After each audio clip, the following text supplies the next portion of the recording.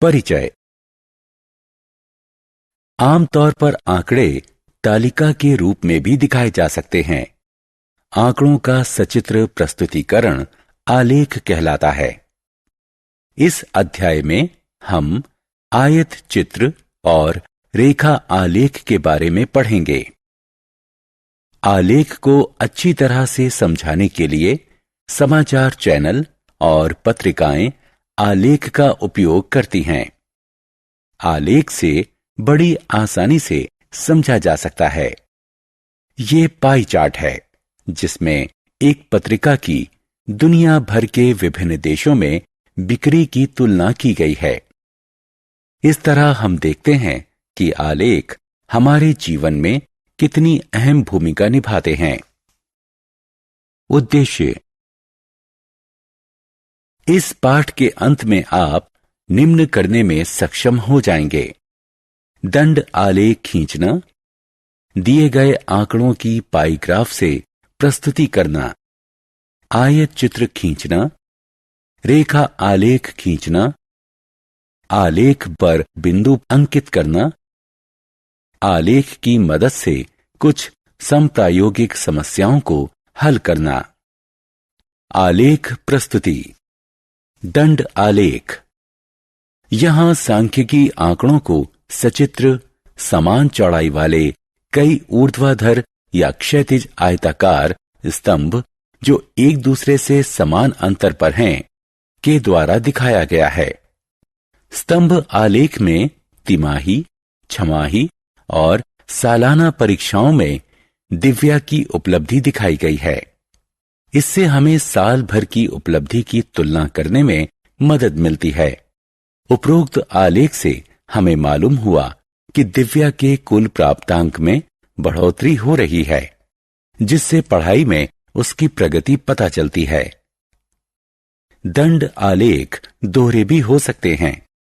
इस आलेख से हमें 4 तरह के पटाखों की 2 दिन में हुई बिक्री का तुलनात्मक विवरण मिलता है। उपरोक्त आलेखों में पहला आलेख एक छात्रा की 3 परीक्षाओं की तुलना दिखाता है। दूसरा आलेख 2 दिन में हुई 4 तरह के पटाखों की बिक्री दिखाता है। वृत्त आलेख या पाई ग्राफ। वृत्त आलेख का उपयोग किसी भी समूचे वृत्त के हिस्सों की तुलना के लिए किया जाता है। समूचा दिखाने वाला वृत्त वृत्त आलेख या पाई ग्राफ कहलाता है। 2008 के दिसंबर महीने में रामू ने अपना मासिक वेतन 7,200 रुपए विभिन्न वस्तुओं पर खर्च किया। आयत चित्र। आयत चित्र आवृत्ति वितरण की रेखा चित्रीय प्रस्तुति है, जिसे आयतों के रूप में दिखाया गया है, जिसमें आधार पर कक्षा अंतराल हैं और ऊंचाइयां आवृत्तियों के अनुपात में इस प्रकार दिखाई गई हैं कि किन्हीं 2 आयतों के बीच कोई दूरी नहीं है। नीचे दिखाई गई तालिका में एक प्रवेश परीक्षा में 100 छात्रों के प्राप्तांक बताए गए हैं। रेखा आलेख। रेखा आलेख से वे आंकड़े दिखाए जाते हैं जो समय की अवधि के साथ निरंतर बदलते रहते हैं। उपरोक्त तालिका में चेन्नई शहर का तापमान दिखाया गया है, जो दिन में हर 4 घंटे में लिया जाता है। इसे हम समय तापमान का आलेख कहते हैं। क्षैतिज अक्ष रेखा एक्स अक्ष तापमान लिए जाने का समय दिखाती है। ऊर्ध्वाधर रेखा यानी वाई अक्ष तापमान दिखाती है। प्रत्येक 4 घंटे का तापमान दर्ज करके बिंदुओं के रूप में आलेख में दिखाया जाता है। इन बिंदुओं को रेखा खंडों से जोड़ा जाता है, जिससे बनता है रेखा आलेख। आलेख से हम देख सकते हैं कि सुबह 10 बजे से दोपहर बाद 2 बजे तक तापमान में 2 डिग्री सेल्सियस की बढ़ोतरी हुई। उदाहरण। यह एक साइकिल सवार का स्थिति समय आलेख है। आलेख में उन पलों का समय दिखाया गया है जब साइकिल सवार ने अनदेखी होने पर अपनी गति बदल दी। आलेख देखकर हम उस एक पल में साइकिल सवार की स्थिति का पता लगा सकते हैं। किस समय वो किस जगह पर किस गति से जा रहा था, उसने कितनी दूरी तय की, यहां तक कि वो किस दिशा में गया। इस तरह खंड ए बी से हमें पता चलता है कि साइकिल सवार ने 5 मीटर प्रति सेकंड की गति से 20 सेकंड में 100 मीटर की दूरी तय की। खंड बीसी से पता चलता है कि साइकिल सवार 100 मीटर का फासला तय करने के बाद रुका। खंड सीडी में हम देखते हैं कि साइकिल सवार और तेज गति से आगे बढ़ा और 20 सेकंड में उसने 200 मीटर की दूरी तय कर ली। इसका अर्थ यह हुआ कि वो 10 मीटर प्रति सेकंड की रफ्तार से जा रहा था। खंड डी ई में हम पाते हैं कि साइकिल सवार 20 सेकंड के लिए रुका और खंड ई एफ से पता चलता है कि साइकिल सवार मुड़ा और 20 सेकंड बाद उसी जगह पहुंच गया जहां से उसने यात्रा शुरू की थी। वो 15 मीटर प्रति सेकंड की निरंतर गति से साइकिल चला रहा था। निर्देशांक। कक्षा में अपने स्थान का पता लगाइए। इसके लिए आपको 2 संख्याएं चाहिए, एक तो पंक्ति संख्या और दूसरी स्तंभ संख्या। उदाहरणार्थ 3, 2 यानी एक आलेख पर बाएं किनारे से 3 इकाइयां और नीचे के किनारे से 2 इकाइयों पर अंकित हैं।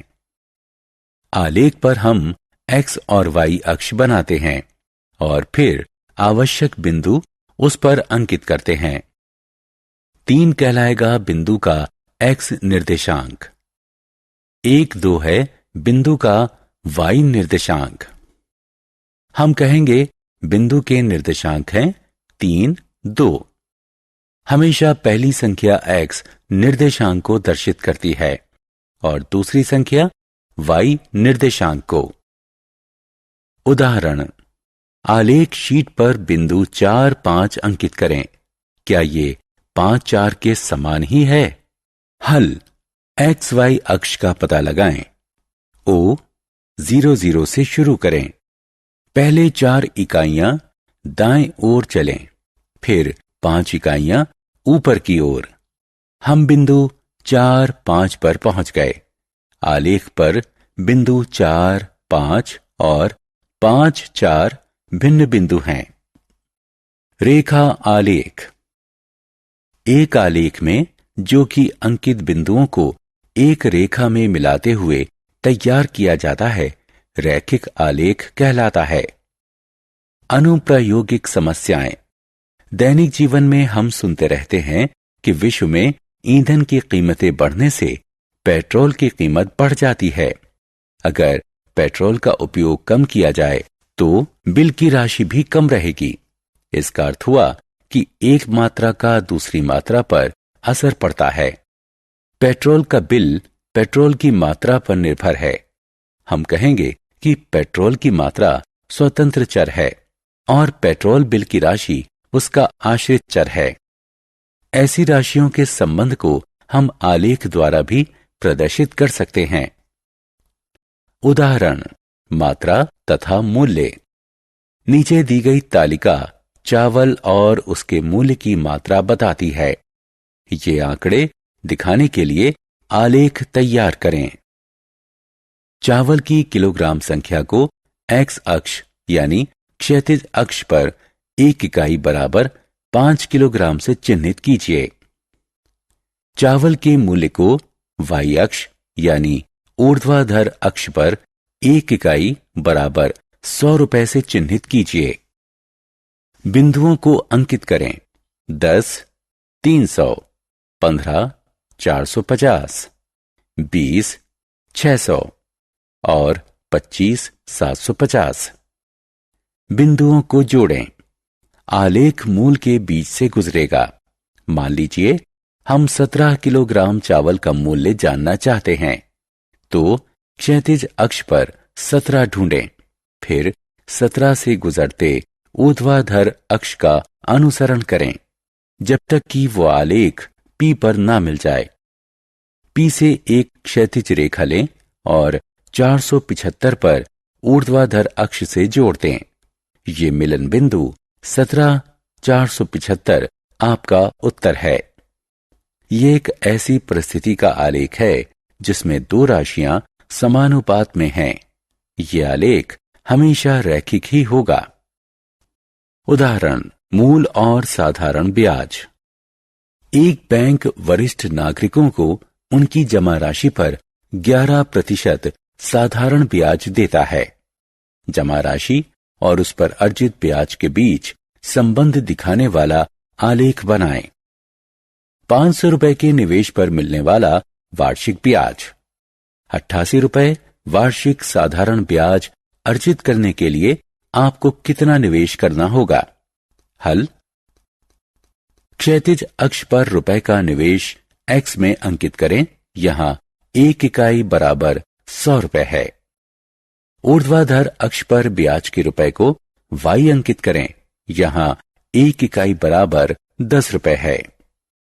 बिंदु 555, 666, 777, 888, 999, 1110 अंकित करें। अब इन बिंदुओं को जोड़ दें। 500 रुपए x अक्ष पर हमें मिलेगा 55 रुपए ब्याज y अक्ष पर। y अक्ष पर 88 रुपए होने पर जमा राशि होगी 800 रुपए x अक्ष पर। उदाहरण, समय और दूरी। अक्षय किसी कार को लगातार 40 किलोमीटर प्रति घंटा की रफ्तार से चला सकता है। इस स्थिति के लिए समय दूरी आलेख बनाएं। इससे पता लगाएं 160 किलोमीटर की दूरी तय करने में अक्षय ने कितना समय लिया। 2.5 घंटे में अक्षय ने कितनी दूरी तय की। हल। इन राशियों से हमें निम्न तालिका प्राप्त होती है। पैमाना x अक्ष 1 इकाई बराबर 1 घंटा, y अक्ष 1 इकाई बराबर 40 किलोमीटर। क्षैतिज अक्ष समय दर्शाते हैं। ऊर्ध्वाधर अक्ष दूरी दर्शाते हैं। 1 40, 2 80, 3 120, 4 160 तथा 5 200 बिंदुओं को अंकित कीजिए। बिंदुओं को मिलाइए, हमें एक रैखिक आलेख प्राप्त होता है। ऊर्ध्वाधर अक्ष पर 160 किलोमीटर क्षैतिज अक्ष के 4 घंटे के अनुपात में है। क्षैतिज अक्ष का 2.5 घंटा ऊर्ध्वाधर अक्ष के 100 किलोमीटर के अनुपात में है। इसलिए 160 किलोमीटर की दूरी अक्षय ने 4 घंटे में तय की और 2.5 घंटे में वो 100 किलोमीटर की दूरी तय कर सकेगा। सारांश। आइए हमने जो कुछ सीखा है उसे संक्षेप में दोहराएं। आंकड़ों की सचित्र प्रस्तुति आलेख कहलाती है। दंड आलेख का उपयोग श्रेणियों के बीच तुलना के लिए किया जाता है। किसी समूचे के हिस्सों की तुलना करने के लिए वृत्त आलेख पाई ग्राफ का उपयोग किया जाता है। आयत चित्र लगातार अंतराल वाले आंकड़ों के लिए दंड आलेख होता है। रेखा आलेख में वो आंकड़े दिखाए जाते हैं जो समय के साथ बदलते रहते हैं। अंकित बिंदुओं को मिलाने पर प्राप्त आलेख एक सरल रेखा होती है। आलेख पर एक बिंदु अंकित करने के लिए हमें x और y निर्देशांकों की जरूरत पड़ती है।